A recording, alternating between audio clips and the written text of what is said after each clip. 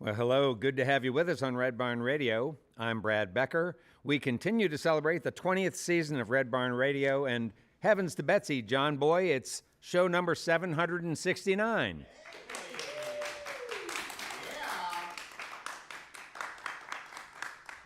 Dr. Matthew Stallard is our guest this evening on Red Barn Radio.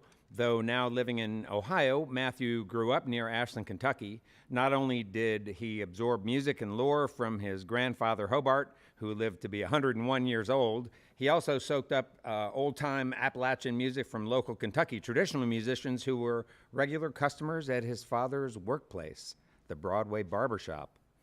One such player was the late fiddler J.P. Fraley of Denton, Kentucky. Fraley died just over 10 years ago. Stallard boasts a faithful command of Fraley's fiddling techniques and Eastern Kentucky fiddling repertoire, which he is here to perform with his son, Grant Stallard. Welcome, Matthew and Grant Stallard, to Red Barn Radio.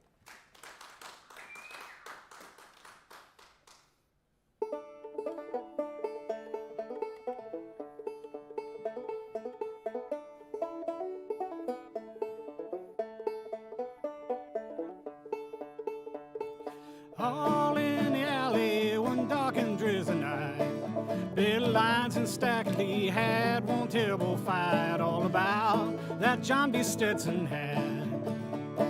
Stackley walked to the ballroom and he called for a glass of beer.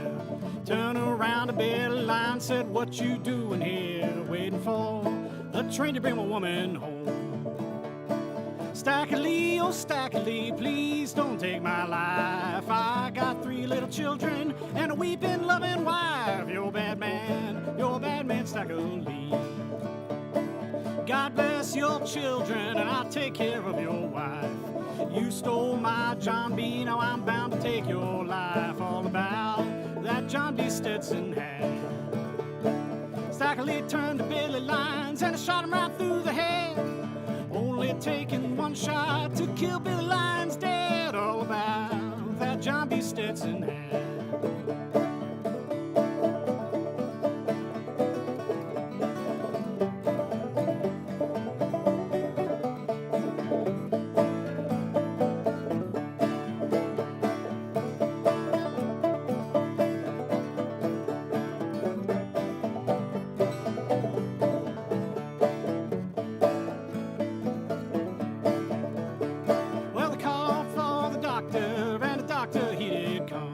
Just pointed out old Stackley and said, "Now what have you done? You're a bad man, Stackley." 6 big horses and a rubber-tired hack, taking Billy down to the cemetery, but they failed to bring him back. All about that John B. Stetson hat. All in the alley, I thought I heard a bulldog bark. It must have been old Stackley stumbling in the dark. He's a bad man. He's right back in jail. High police come up Stackley, he was lying fast asleep. High police called on Stackley and he jumped up 40 feet. He's a bad man, Stackley. Well, they caught old Stackley and they threw him right back in jail. Couldn't get a man around the door, Stackley's bell. All about that John B. Stetson hat. Stackley said to the jailer, "Jailer, I can't sleep. All around my bedside, Billy Lyons begin to creep." All about that John B. Stetson hat.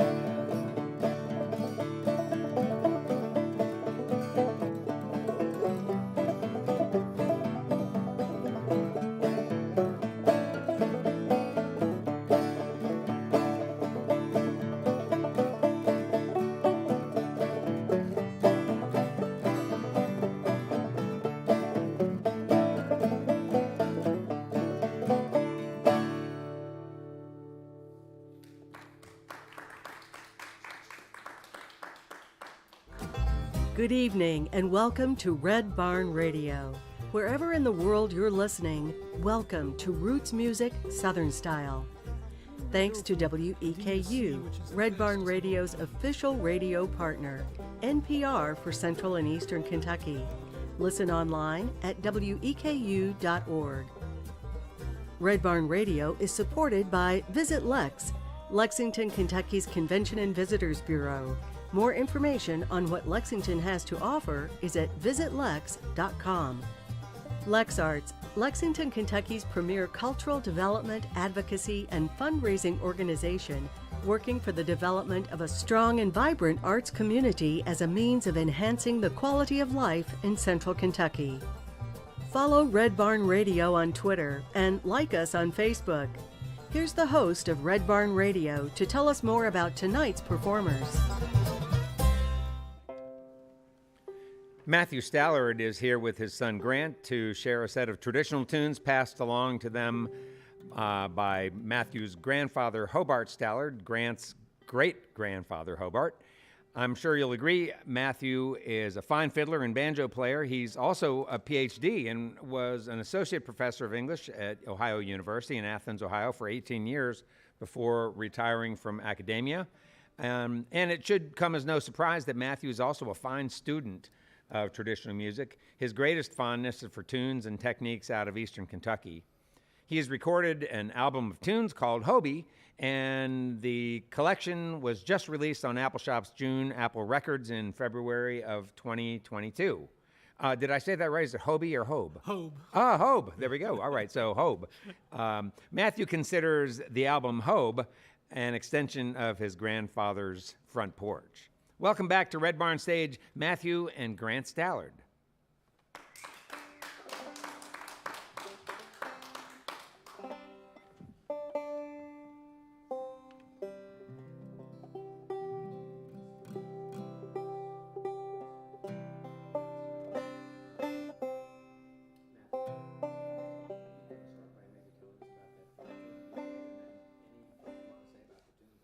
Yeah. So the first tune was Stackley, which is a staple in Appalachia. A lot of fine musicians played that over the years, different versions. The story goes back to Lee Shelton, who was a member of the St. Louis underworld at the end of the 19th century. And he got into a brawl with Billy Lyons, who's the victim in the tune. And things didn't go well. But he took Lee Shelton's hat, and then he came back for it, and then Billy Lyons was murdered. And as a result, so by the way, the reason they call it Stackley, it was actually Stag Lee, because he always was by himself. He was a loner, so they called him Stag Lee, and it morphed into Stacko Lee or Stacko Lee. But he spent many years in prison. He was convicted of that murder, and he died in prison actually in 1912 as a result of that. But lots of ballads were written about him, and that's one version of it. That's the version that my grandfather played. It's very similar to the first version that was recorded by Frank Hutchison in 1927, who was a West Virginia folk singer. And Bob Dylan recorded it too. And I think even the Grateful Dead maybe did like a version. Stagger Lee, yeah, right. did a version of it there. This next tune we're going to do comes from southwestern Virginia, which is where my grandfather was born in Wise County. And this was a Grayson County fiddler. His name was Tony Alderman, who wrote this one. And this, too, is a popular one throughout the region. It's Whoa Mule. Whoa mule, whoa mule, I say, well, ain't got time to kiss you now, my mule's run away.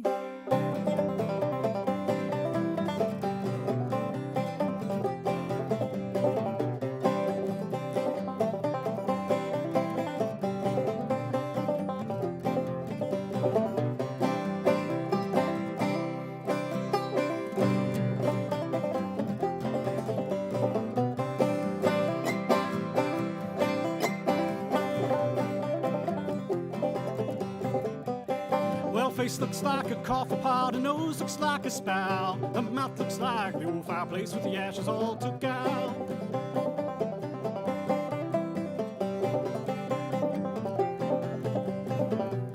Whoa mule, I beller while I jerk an eye down mule's tail and lock him in the cellar.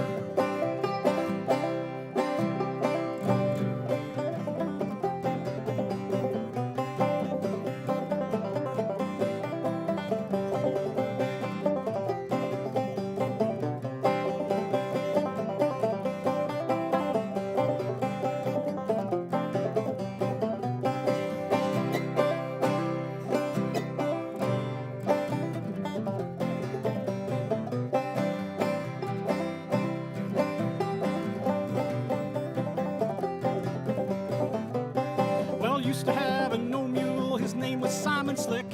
You ought to hear that mule bray, you ought to see him kick.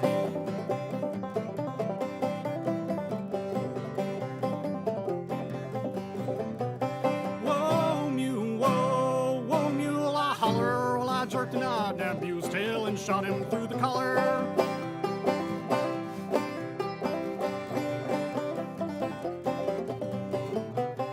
Well, I used to have an old mule, his name was Mossy Brown, and every tooth of that mule's head was 16 inches round.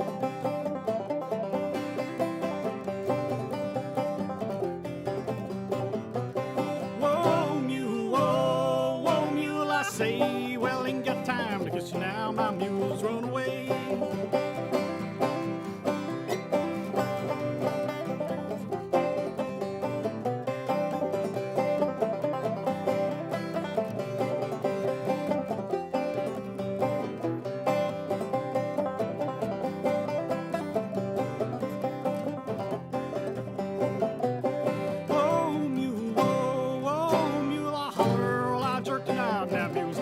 Shot him through the collar.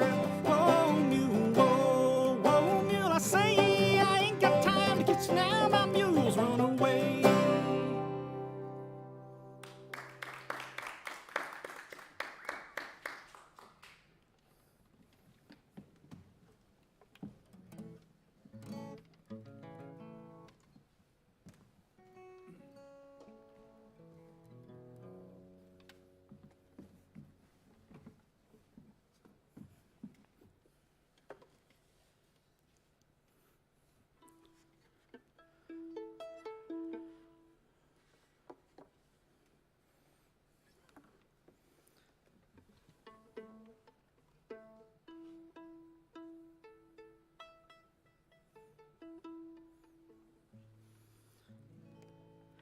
This next tune is a J.P. Fraley tune, my mentor and a Eastern Kentucky treasure who, when he was a child, his father Richard, who was also a fiddle player, used to take him to Ashland, Kentucky, and they lived in Denton.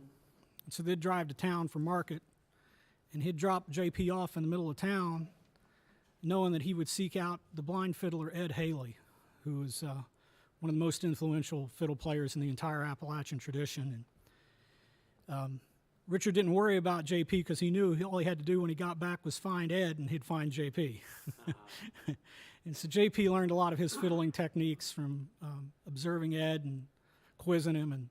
And this is one of the tunes that he learned from him. It's called Cluck Old Hen. And the version that JP typically played was in the key of D, and that was kind of an unusual way of playing it. And there were other tunes by this same name that cropped out up throughout Appalachia, and there was a version by the same tune by the same name that's played by Albert Hash. It was very similar, and that was the version that my grandfather was familiar with, was that Virginia version. So this is a fusion of the two, taking JP's version, which he would sometimes play in A to accommodate other fiddle players and banjo players. You always accommodate the banjo player when you're a fiddler. So this is our Cluck Old Hen.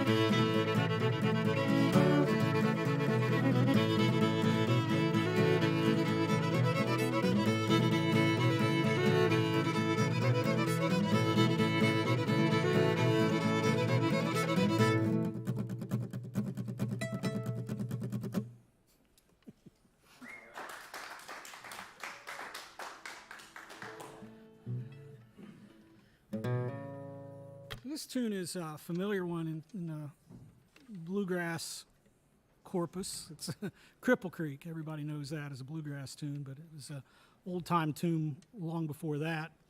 It's written by a man named Sam Jones, who was from Paducah, Kentucky, and he was an African-American musician, and his nickname was Stovepipe.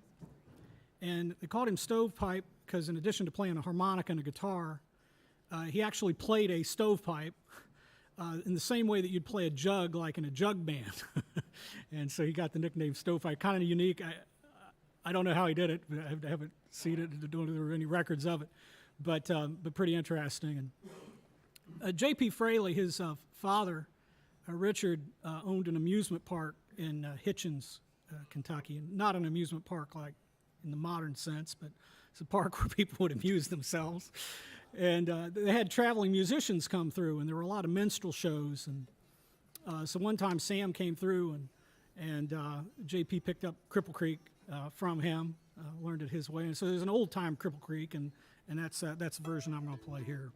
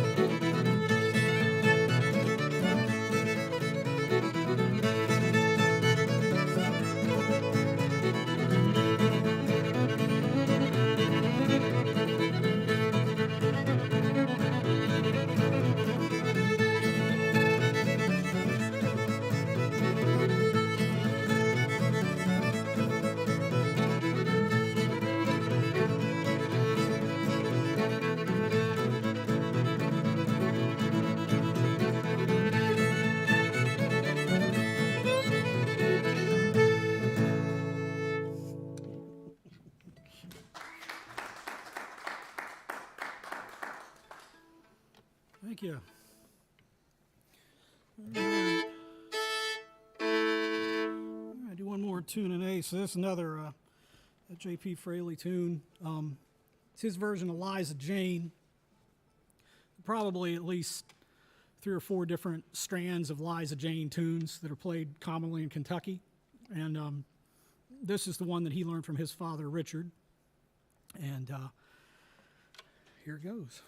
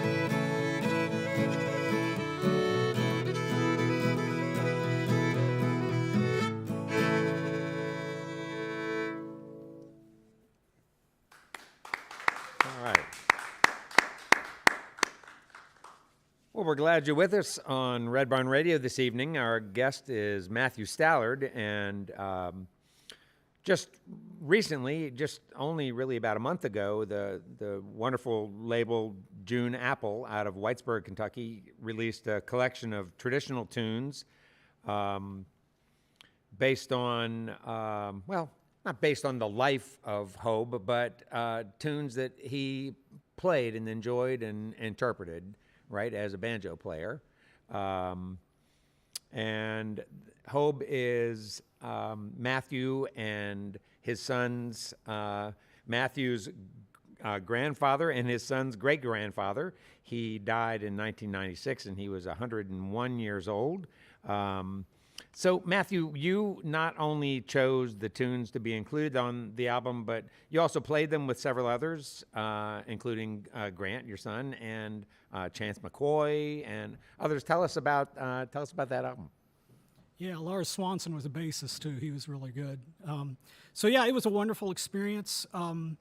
I retired from academia in 2019, and was all set to enjoy playing music and so forth. And then of course the pandemic happened. So what ended up happening was I ended up practicing a lot in my basement. I did play, but you just played at home. And so I started posting things online on Instagram, and there were a couple folks that I knew, reached out to me and said, hey, you ought to record some of this and, document some of this. And so I had some friends who knew Chance, and then Chance reached out to me, and then we went to his studio in Greenville, West Virginia, and he was the perfect producer for me. He understands old-time music and saw the vision of what I was wanting to achieve and what I want to do with my grandfather's music. And so, yeah, it was a wonderful, wonderful experience. Yeah. So when you got into this project, you also learned that there were some other recordings out there, didn't you, of Hobe playing music? Yeah, so he's been widely recorded. Mark Wilson did the most extensive recording of my grandfather back in 1972. Where he sat on his front porch for a couple of days and prompted him to sing into a microphone. And who is Mark Wilson? So Mark is a musicologist and also a professor of philosophy at the University of Pittsburgh now. At the time, he was at Ohio State. But he and many other folklorists were making the rounds at that time through southeastern Ohio and eastern Kentucky and southwestern Virginia. And and I'm glad they did. I mean, these were living artifacts, these old folks from the late 19th century, and every time an old person dies, it's like a library's been burned. Yeah, and it was just such a great opportunity that he was able to preserve that. And actually, a funny story, we didn't know that Mark had made these recordings, and they're very high quality recordings. He had great equipment, for doing it. And we have family reel-to-reel recordings, but they're not as good, as what he was able to make. But we didn't know that they existed until in the mid-'90s, he reached out to my father, and he wanted permission to release some of them for Rounder Records on an anthology that he was working on. And so he called my dad, and he said, I'd like your permission. And Dad said, well, why are you asking me? He says, well, I thought it'd be a courtesy. He says, no. He says, you can ask him. And Mark was shocked that he was still alive. He was 99 at the time, I think, when they released it. And so that he was able to renew the friendship again with Hobe that they had struck up together. Was your dad a player too?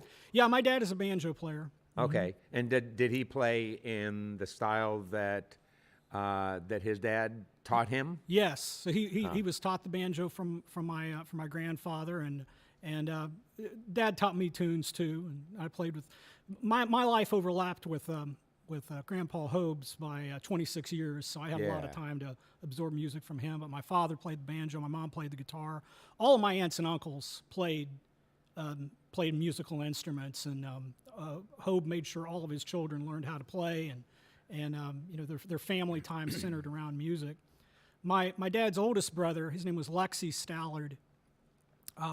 My grandfather couldn't afford a fiddle, but he knew that he wanted to get a fiddle for Lexi. So he found an old man that had a fiddle he'd give up, and he was going to trade him a shoat pig. He left one evening with the shoat pig in a bag, and then came home with the fiddle in the same bag that he traded in. They called it the pig fiddle from that point on. All right. But yeah, my Uncle Lexi was a good fiddle player, and it's funny. After I'd released Hobe, Jack Wright, who was the founder of June Apple, and I hadn't met him previously. Nor have I. Yeah, I hadn't met him, and he called me out of the blue, and said, you liked the album? And I said, well, thank you, appreciate it. But one of the reasons he was calling was that Jack told me that the first time that he ever heard old-time fiddle music was in the living room of my Uncle Lexi. So he had put it together because they both grew up in Wise County, Virginia, and so he had heard, and that's what sent him on his path of pursuing old-time music as his career. Jack did. Jack learned how to play clawhammer banjo after that, and then he discovered Nimrod Workman and Saigon and all these guys, that he recorded on the June Apple label. But I thought that was pretty serendipitous that it came around full circle. That's a great story. That I didn't know I had that. So I told him, I said, everybody at June Apple's Hobe's grandkid. Well, there's some great stories about Hobart, and I'd like to get into those before the evening's over. I think I might like for you to start by talking about your story, and I'm thinking about Ashland because I was just real enamored of the story of your dad's barbershop. Yeah. And how you happened to meet some pretty cool people there who ended up being mentors for you. Yes. Can you talk about that? Yeah, so my dad went to at the Ashland Barber College. It was ran by the Snyders, and his first barbershop he actually set up in Winchester, Kentucky, just down the road here from Lexington. Uh-huh. But he was there a couple years, but then he moved his barbershop to Ashland, and I loved spending time on my dad's barbershop, and he tried to teach me good habits to be an entrepreneur, working with my hands. So we had an old shoe shine chair there that had been there for. Dad had bought the barbershop in the 50s off of some German immigrants, and it was old then. So this antique barber chair or this shoe shine chair, and set me up shining shoes. And so I would heckle people and. How old were you? I started when I was 8. Nice. Yeah, shining shoes, and so I'd work that shoe shine chair. But there were a lot of old timers that came in there, and many of them were musicians. And I'd started messing around with the banjo and guitar when I was 7 or 8 years old. But J.P. Fraley was one of Dad's customers, and so one day I was shining his shoes, and you gotta get a rhythm going with the rag. And he said, "Hey, that's a pretty good beat you got going there. You ought to play the guitar. You can show Anadine a thing or two." So I laughed about it, but that made an impression on a young mind, and I thought, he thinks I could probably play the guitar. So I hassled my dad, and we went next door to the pawn shop, Charlie's Pawn Shop, got an old Yamaha, beat up Yamaha, learned how to play that, and I studied every tune on Wild Rose of the Mountain, waiting for JP to come back. And he finally did, and then I showed him on the guitar what I could do. And then after that, we had a great friendship. Our families were very close. Anadine and my mom were good friends.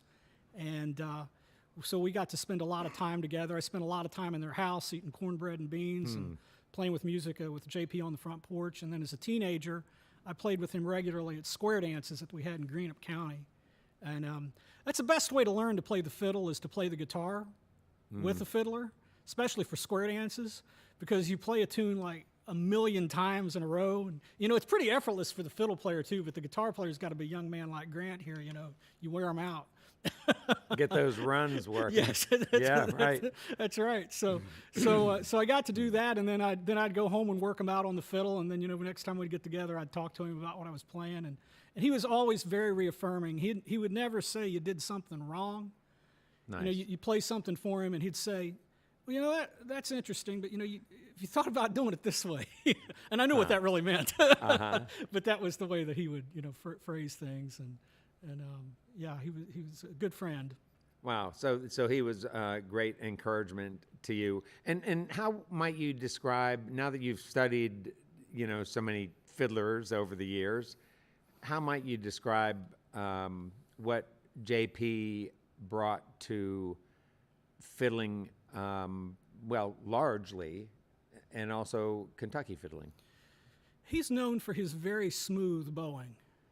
And he used to quote his father, Richard, as saying that, son, you got a bow that's, it's this long, and you need to use every bit of it, so use as much of the bow as you can.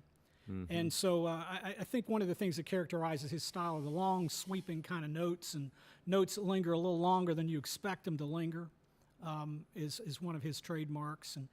And he also had when he would shuffle with the fiddle too, kind of a playful way of shuffling, And there's a technique in Eastern Kentucky fiddling. They call it marker notes, where many fiddle techniques in lots of regions developed out of the need to play without an accompanist, and they would find different ways of doing that. So you'd emphasize the rhythm, if you were playing for a dance and you were the only musician. But one of the ways that they did it in Eastern Kentucky is they would use these marker notes where you play the melody, so you'd still have a nice emphasis on the melody. You wouldn't sacrifice the melody, and that was certainly true with JP. But you'd hit a marker note, which is a note that kind of like marks where the chord should go. So you'd see him rock the bow back and hit those lower notes, and that's what you do instead of having an accompanist, but you could still mark where a chord presence would be. But yeah, smooth fiddler, of course, beautiful waltzes that he played, signature waltzes. He had lots of expression. He didn't have the technique that a classical violinist would have, where they got a wrist vibrato going. He'd be using a hand vibrato.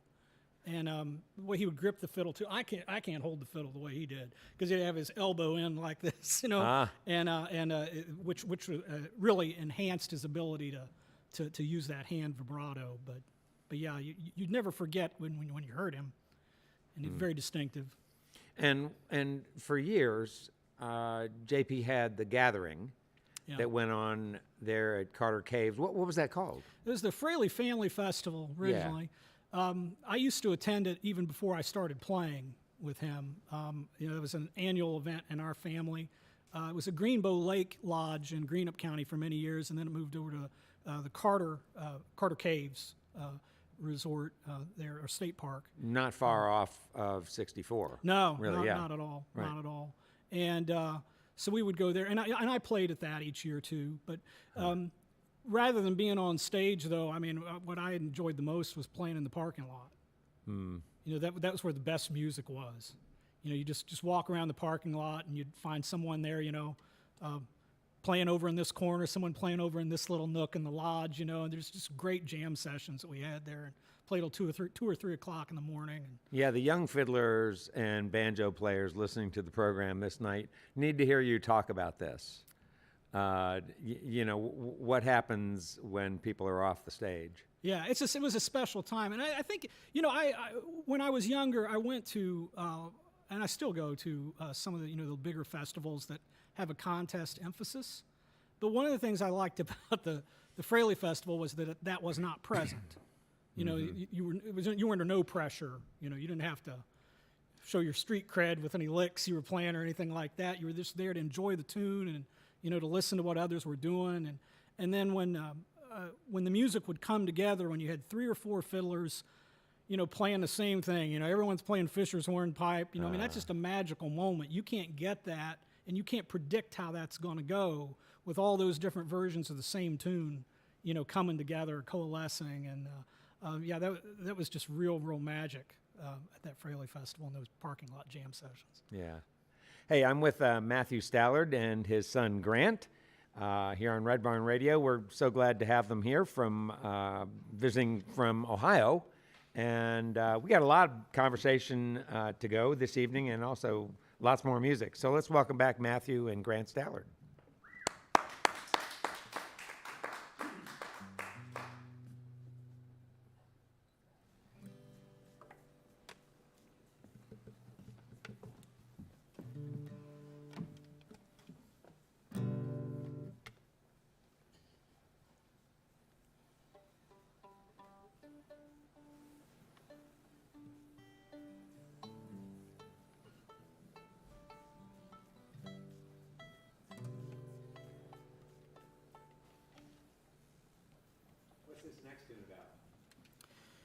So this next tune is danced all night with a bottle in my hand. About dancing all night with a bottle in And I think that it's a pretty long title. It pretty much tells you what it's about. But, a lot of the tunes that were played by folks that I learned from back in the 70s and 80s were the tunes that have been passed along from one fiddler to the next, but they were listening to records too. And so in the 1920s, when old-time records started being solicited and made by New York recording companies, there were a lot of great bands that put together some great music. And so you had fiddlers from Kentucky who now were learning tunes from West Virginia or tunes from Virginia and Tennessee, because they'd been recorded on record labels, And so this is one that JP had learned from Gid Tanner and the Skillet Lickers. Danced all night.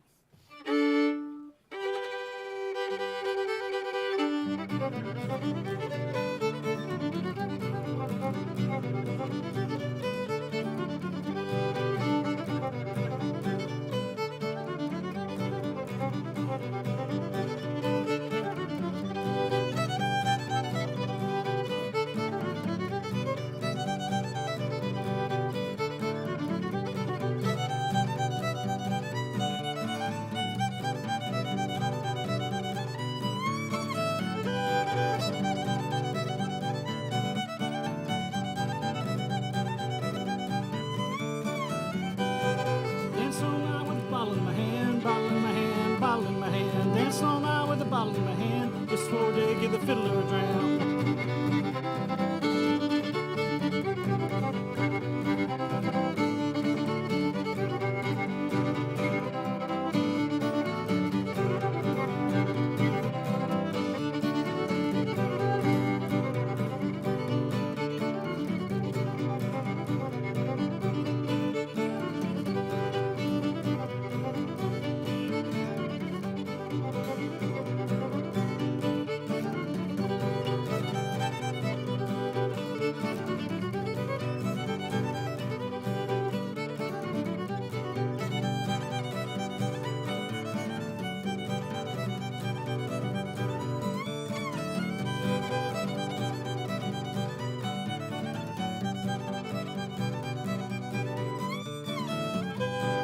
Who's been here since I've been gone? Pretty little girl with the red dress on. She took it off and I put it on. Pretty little girl with the red dress on.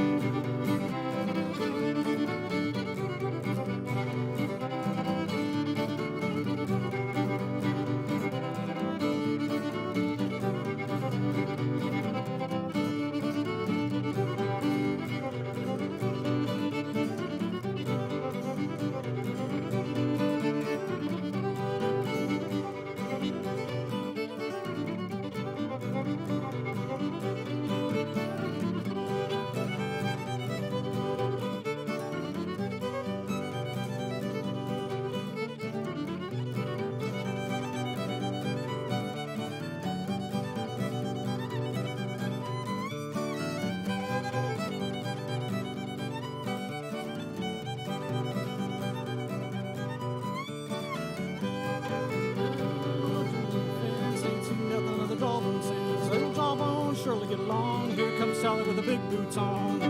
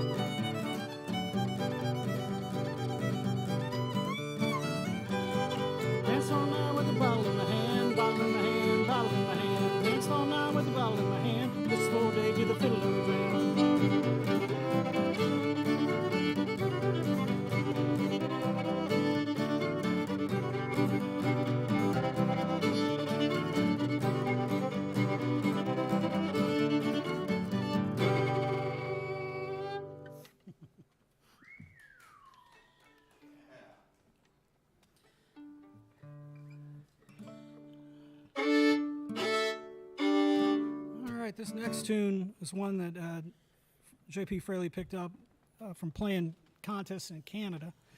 And in particular, he'd gone and played a contest in Quebec in the 1960s. And so the tune is St. Anne's Reel, which really was not played too much in Appalachia prior to that. So he helped to popularize that by playing it at festivals, and now it's become pretty standard.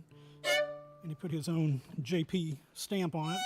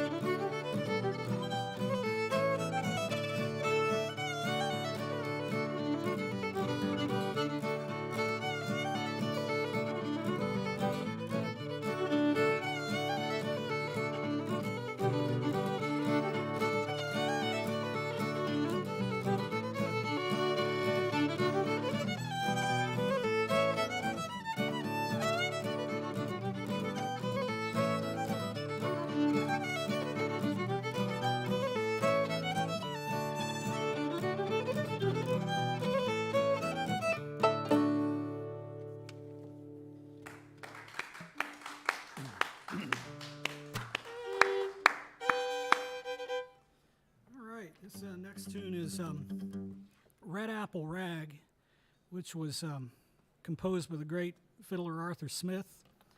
And Ed Haley, in addition to absorbing tunes from the environment around him and other fiddlers that he knew, he also picked things up from listening to recordings. And he had learned the tune from Arthur Smith.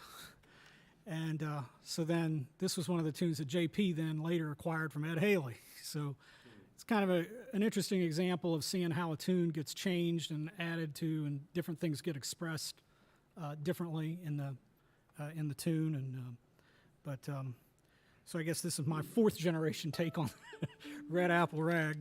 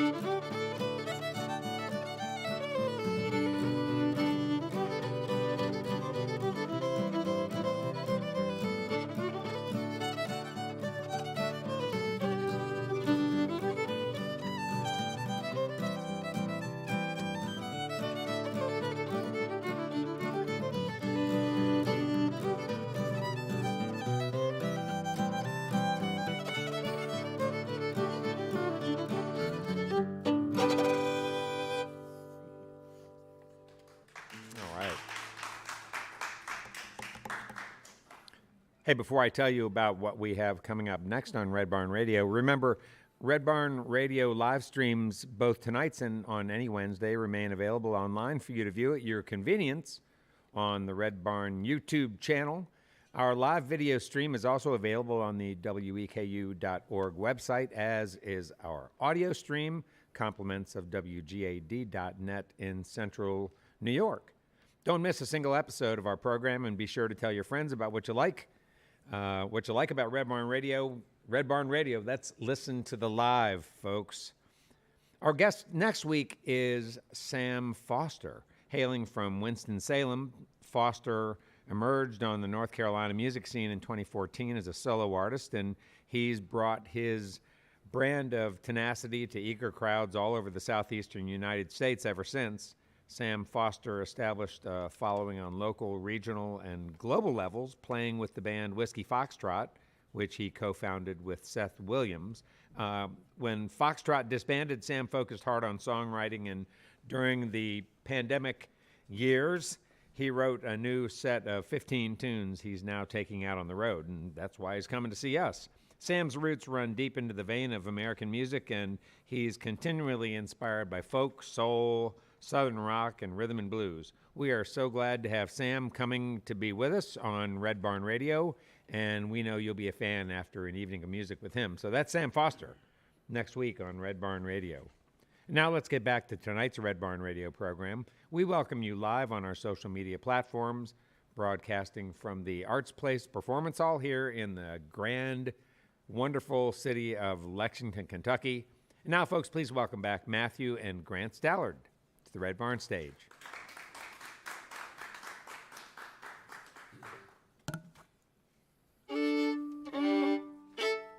So this tune, J.P. Fraley just simply called Cindy, but it goes by a lot of other names. Rockingham Cindy.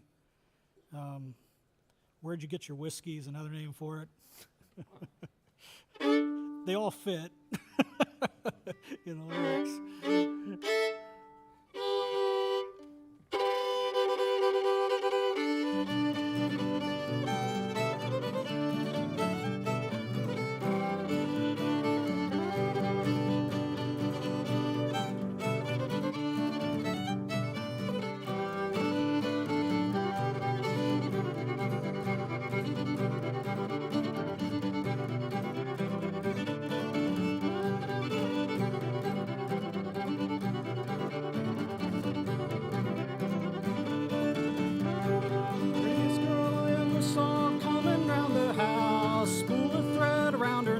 Possum in her mouth. Rocky roads and rocky roads and lead down and rocky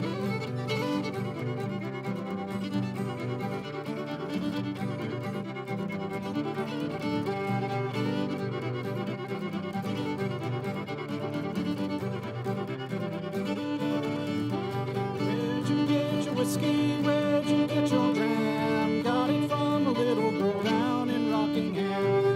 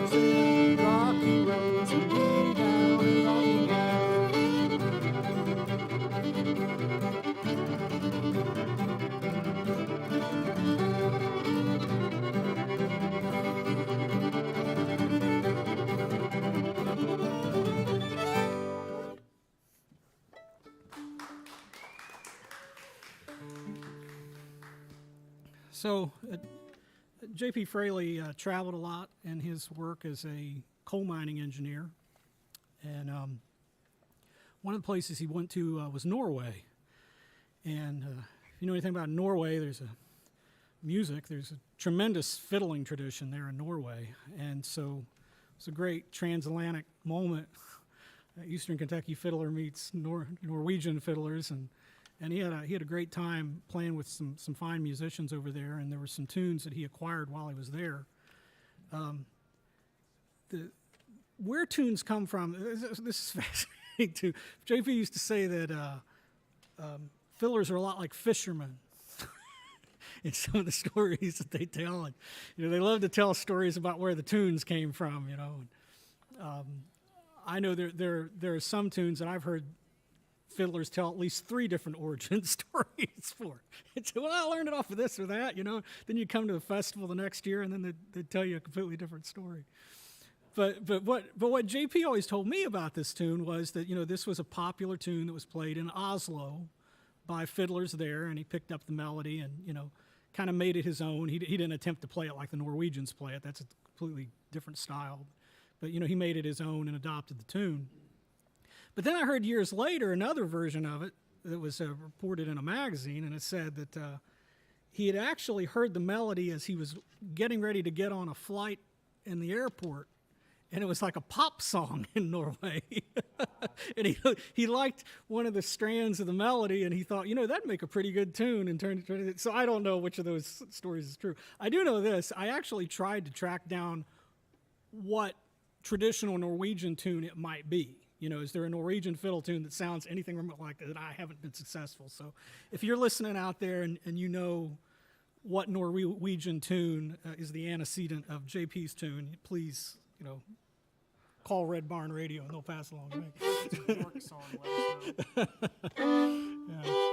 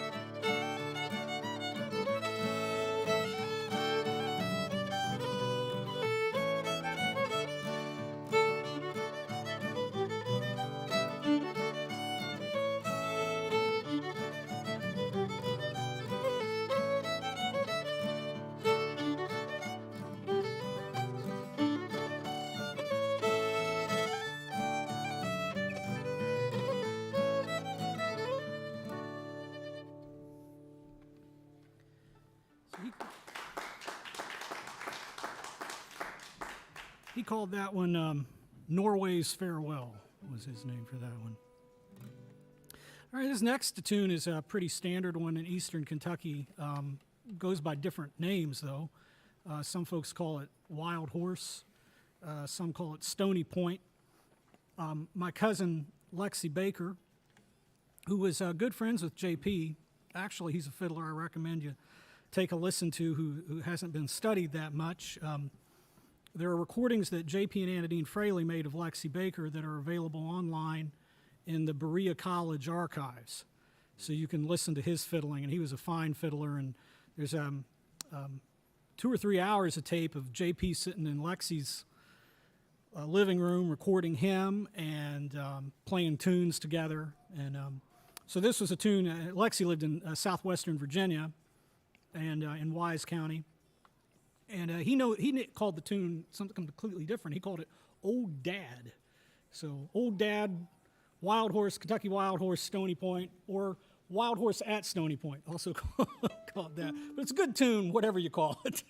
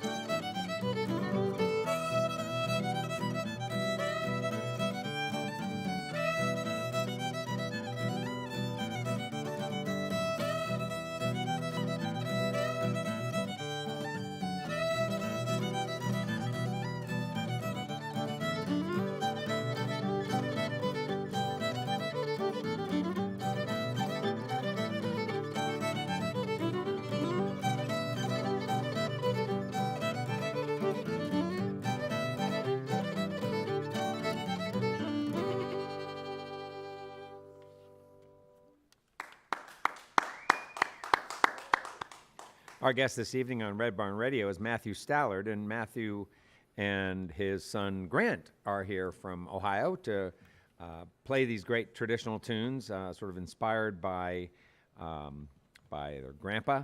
And Grant, I was wondering if, before we get into the story of your great grandpa, if you could tell us a little bit about you and how you happened to sort of get into this, or probably a better question is, how would you not have gotten into this music? How could you have avoided that? Well, that truly is a long and winding tale. Well, when I was about 14, I started to play the guitar, just for my own amusement. And as soon as I could play about a G chord, a C chord, and a D chord, this guy with a fiddle crept up behind me. Well, that's all that's really all the chords you need to know to play most fiddle tunes. And I was kind of followed around the house by this fiddle player. And now we're here. That's about it. And have you ever gotten into other sort of styles of music on the guitar, or is this what you do on the guitar? Yeah, no, I play electric guitar, and I play, this electric guitar. Yeah? Yeah. And do you do, on electric, do you do sort of rock or jazz or just sort of whatever you feel like? It's avant-garde. It's all over the place. What do you do when you're not playing music? Sleep. Uh-huh. And Oh, never mind. Listen to I'll ask your music. dad that. I'll ask your dad that question. He'll give me a true answer. Uh, hey Matthew, let's talk about your grandpa. He was born in Scott County, Virginia, and the youngest of 7, as I understand, right? And his dad, Joseph, died when he was just 3 years old. Can you talk about that, including maybe how your dad's Uncle Baker became an important figure in his life? Yeah. So my great-grandfather Joseph died when my grandfather Hobart was just 3 years old. It was a tragic accident. He was kicked in the head by a horse that he was shoeing, which is always an occupational hazard back then when you're working around animals, but yeah, it killed him instantly. And my great-grandmother had a very large family, and so a lot of relatives chipped in to help in various ways. But my grandfather's Uncle Rich Baker, in particular, was an influence. He was an interesting man. He was a CSA veteran, and he was a banjo player, and he was a fife player. So he taught my grandfather how to play banjo, and the style of banjo that he taught him is people would call it a type of claw hammer today. But it's not what has become the standard claw hammer style in old-time circles now. What most people call claw hammer now incorporates a lick that's called a bum ditty lick. Yes, right. And that comes from northern festival style playing. And that lick was used in the southern Appalachians. I mean, it was played by some, but it was a regional kind of style. And mainly the right hand was kind of individualistic. But the style in particular that my grandfather played involved the index finger and emphasis on that, and occasionally hitting the 5th string as a drone, if you're familiar with banjo. But that was I've since learned that that's an African American style playing. Mm-hmm. So that was something that his Uncle Rich had acquired. But Rich knew a lot of tunes, and in fact, I didn't put this in the notes, but this is an interesting connection. So my grandfather's Uncle Rich Baker. That same Richard Baker was the great-grandfather of Kenny Baker. Oh. So there's Stallard Baker, lots of different Stallard Baker connections. None of them are incestuous, but there was a lot of varied back and forth. And so I have a lot of Baker cousins, and they have a lot of Stallard. You've been mentioning one other. Yeah, yeah. Right. So there's quite a few back and forth there, and Rich Baker, taught him a lot of the repertoire of these older ballads in particular. That have since been recorded on by Rounder Records. There's a big project now going on with the Field Recorders Collective, multi-volume project. If folks aren't familiar with that and they want to go straight to the source from 19th century ballad singers, this is where to go. Fieldrecorderscollective.org, and you can just find just a treasure trove of wonderful notes that have been accumulated from these field recordings that were accumulated in the 60s and 70s by people like Mark Wilson, who recorded my grandfather. But in that collective, you'll find lots of Bakers, lots of Stallards from southwestern Virginia and eastern Kentucky on that. So when Hobart lost his dad, he had the uncle taking care of him. Uncle was able to sort of introduce him to some music, but then his mom, Hobart's mom, Jenny, remarried, but things didn't go so well. At least in terms of Hobart didn't have the kind of ideal relationship with his stepdad that he might have had with his real dad. Can you talk about that? Yeah, he couldn't stand him, so he moved out. He said one of us was going to die, so he had to leave. And was that an exaggeration? No, a teen exaggeration? There was violence, so he needed to get out of there, and so he did. And then he's 14 years old, and he starts doing things on his own, and so he took a variety of different jobs. He worked in coal mines for a while, and he worked at other jobs. Learned how to build chimneys, which is an interesting skill, dangerous occupation actually. But he got good enough at that he actually could build entire houses out of stone. And my dad was actually raised in one of those stone houses just outside of Pound, Virginia, that he had built with his own hands, quarried the stone himself and put it together. Also had an episode in his life during Prohibition where he was running moonshine, he and his brother David. Oh, yeah. You mean Hobart's brother, Yes, David? yes, yeah. And so when they got arrested, my great uncle David took the whole rap because they didn't see any sense in both of them going to prison. So David had to go to the Atlanta Federal Penitentiary for 18 months for their moonshining activities, and my grandfather stayed at home and took care of his family and in his own family at that time. But Wow. yeah, so he did a lot of different things, and then also during the Depression, he and his brothers moved to Arkansas for a period of time. So they were there in the cotton picking fields there in Arkansas, and they sent their money back home during that period of time. He also had a few years when he played banjo in a medicine show. And I don't know much about this. I wish that I knew more about it. But this was something that Mark Wilson actually uncovered in his interviews with my grandfather. But I never did hear anything more about that. But yeah, in his youth, he was playing banjo and traveling shows, in Virginia and North Carolina. And I'm sure that he picked up a lot of his tunes and songs from those traveling experiences too, and playing with other musicians who were part of the show. This is a medicine show. This wasn't like a pharmacy. This was like snake oil kind of stuff. Sure. You'd come into town and you're selling bottles of stuff that's mostly grain liquor, I'm sure, and passing it off as medicine. But I don't know that he did anything unscrupulous there, but he played the banjo. Well, you talk about the experience of being at a festival and what goes on out in the parking lot. It seems like as I read your notes, that your grandpa's experience at the coal camps was a little bit like that, right? Where the guys are around late at night and they're playing music. And can you talk a little bit more about some of the experience he had at the coal camps? Yeah. So the playing of music and back then, the way that people would play. Is a little different than it is now. So, like, you go to some of the big fiddling conventions like Galax or Cliff Top or Mount Airy, people know that they can sit around in a circle and someone is there's always kind of a pecking order, so that the senior fiddler usually gets to determine, what tune you're going to play next. And then everyone, even if you don't know it, you just kind of hover your bow over the strings until you can kind of figure it out. But it's a great environment for learning tunes. But that's how people learn and jam now. Back then, in the 20s and 30s, that's not how they did things. They would sit in a circle, and usually someone would share a tune.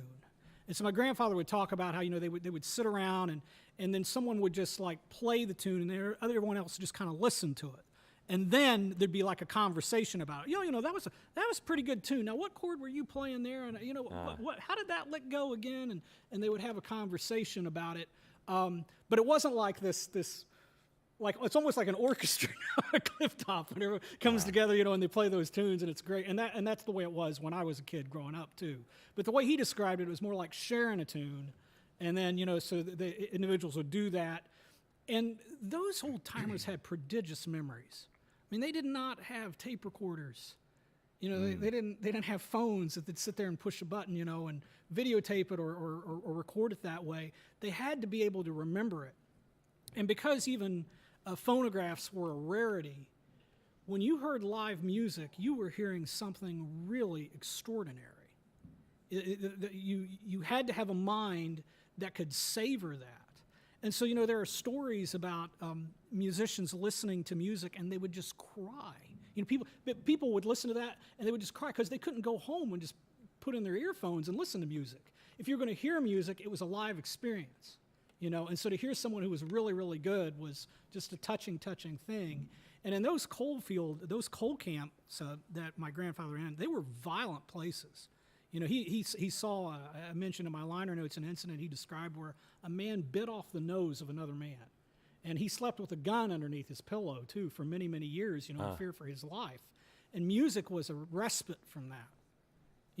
To be able to listen to a beautiful melody at the end of the day, after you'd gone through experiences like that and the harsh working conditions that they had in the sun there in cotton fields there in Arkansas, it was a big deal. Yeah. And the fiddler had a revered position because of this. Now I'm not calling for that to return. But, I don't think of that crowd as being a waltz crowd. no, definitely not. No.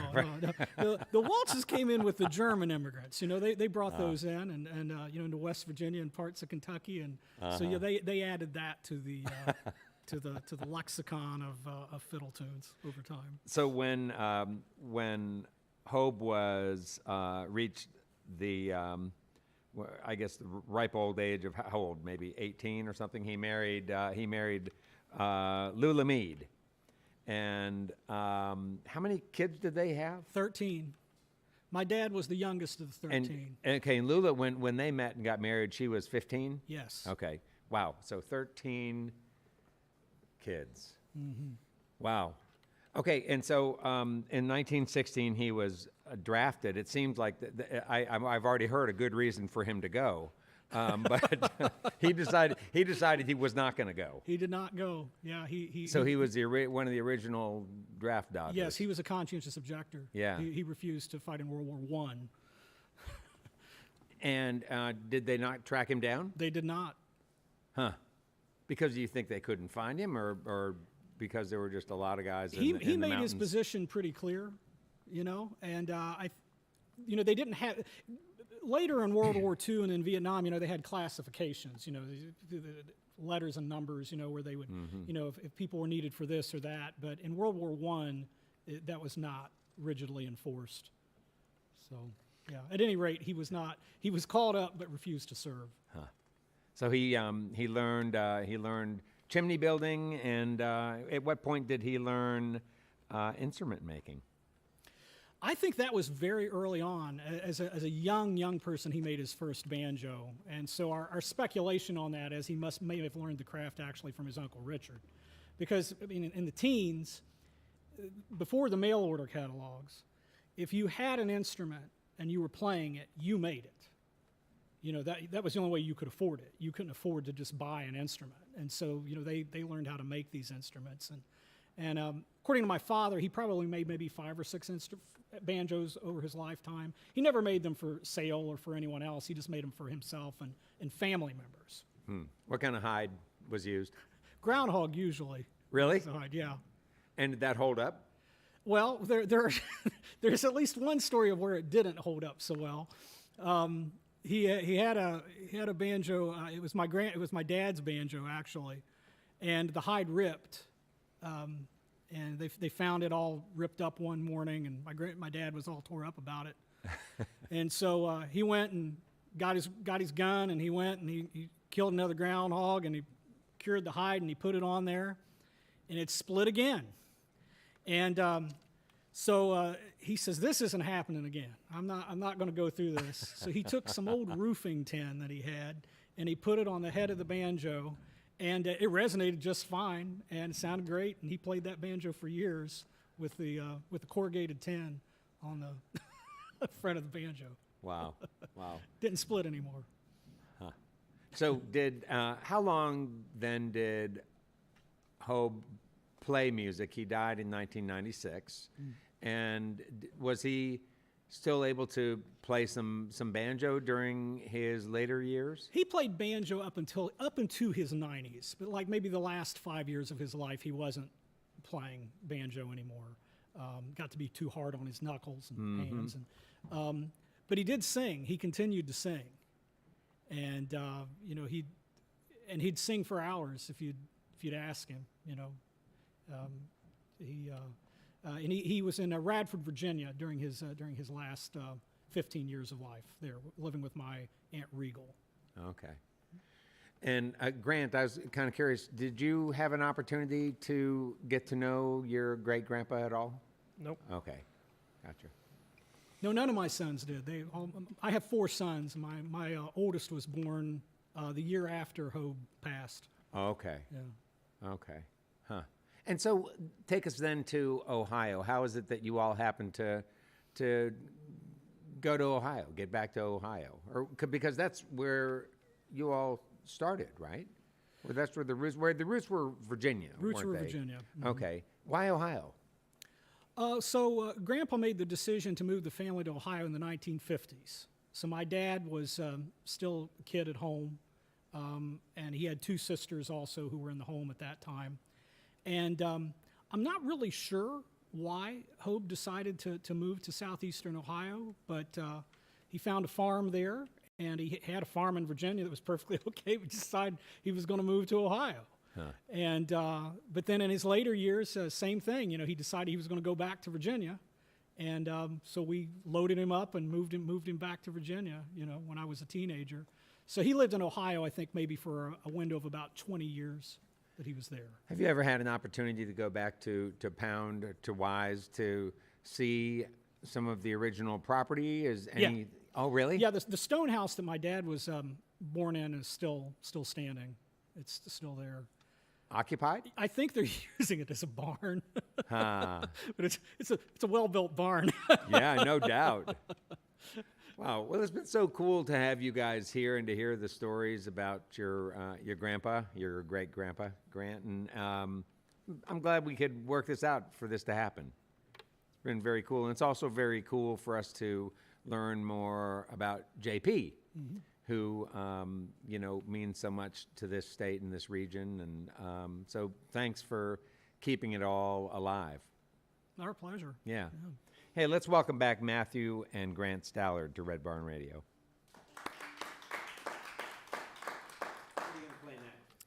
This tune is Ways of the World, and it's a Luther Strong tune from Perry County, Kentucky. And it's JP learned this one from him. He also learned his version of Dry and Dusty, which we're not playing, but it's the two tunes remind me a lot of one another, and you can hear Luther's style distilled through JP's style, I think, a little bit. There's some long bowing in it. Long bowing is, the technique of playing multiple notes on a single bow stroke. And it's something that is very common in bluegrass playing, and bluegrass really is just a type of old time. Old time is the older form of music. And so the long bowing really took off, and Kenny Baker's style, he would do a lot of that. But you still find that technique in the playing of Eastern and Central Kentucky fiddle players, and that's exhibited in this one.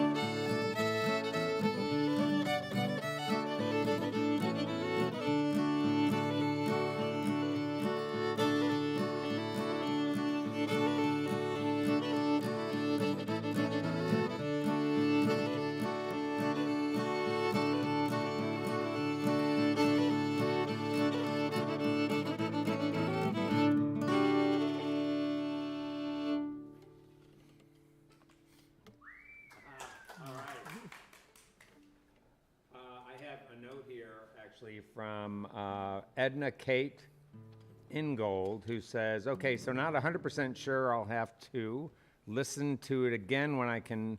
Let's see. I think the Norwegian tune may possibly be Fanutilen, but we'll let you know after I go back and listen to both. I reckon you'll have to email that one to me. All right, good. I will. All right. So That's we got cool to something. know. Thank you. Was it Kate? Yes, Edna Yeah. Kate. Edna Kate, thank you. All for right. that tip. There we go. We'll How follow about up that? on that. Yeah. Love it. All right, this next tune is one that JP learned as a kid from Del Carpenter, who was from Zag, Kentucky, and it's called Mud Fence. It also goes by the name New Richmond. Virginia fiddlers tend to call it that. And out west, they call it Rocky Mountain Goat. So you can pick a tune, the title that suits you.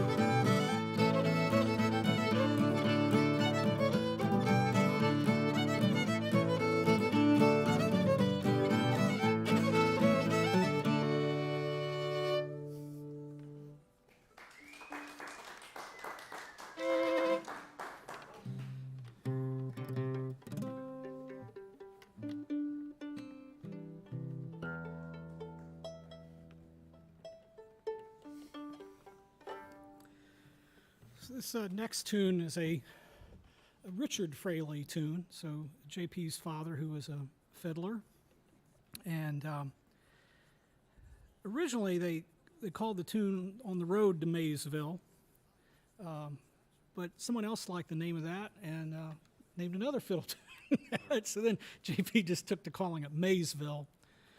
But the story is that they were tobacco farmers, and the closest warehouse for the tobacco was in Maysville, and so they would bring it over the road, Moorhead, and then they'd head up to Maysville. And JP actually talked about playing the fiddle on the back of the wagon as they would travel. But Richard composed this tune. It's got a lot of the characteristics of JP's fiddling that people note. He talked about the long, extended, kind of lingering notes at the end of phrases. You'll hear that in this piece. But it's a C tune, and it's a lot of fun to play, Maysville.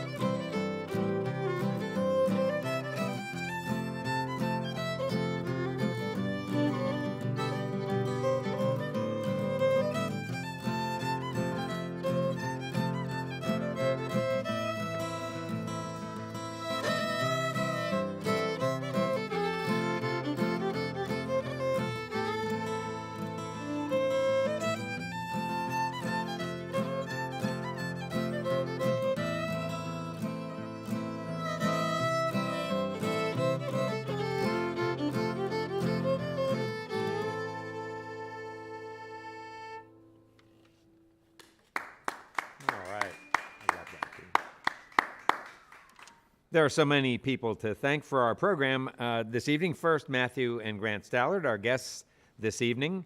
We are ever grateful, of course, for our volunteers and staff who make our production happen so beautifully each week. That's John and Matt and Kate and Forrest and Melinda and Eric, and of course our producer Ed Commons upstairs there. And we want to thank all of you folks for listening to our webcast, watching us on YouTube, Facebook, and Twitch, and those listening to us on the network of Red Barn stations and media worldwide. Thanks to WEKU, Red Barn's premier radio partner, NPR for Central and Eastern Kentucky. Listen online at weku.org. It's your chance to hear more great live music from Red Barn Radio and WEKU. Those of you here in the Central Kentucky area, you got to be sure to check out Red Barn TV. It's our weekly program of music now on ABC 36 WTVQ. Red Barn Radio comes to you from our home, the Arts Place Performance Hall, here in downtown Lexington, Kentucky. Our website has updates and further information on our guests and our program. We're on the web at redbarnradio.com. And now, once again, folks, please welcome back Matthew and Grant Stallard to the Red Barn stage.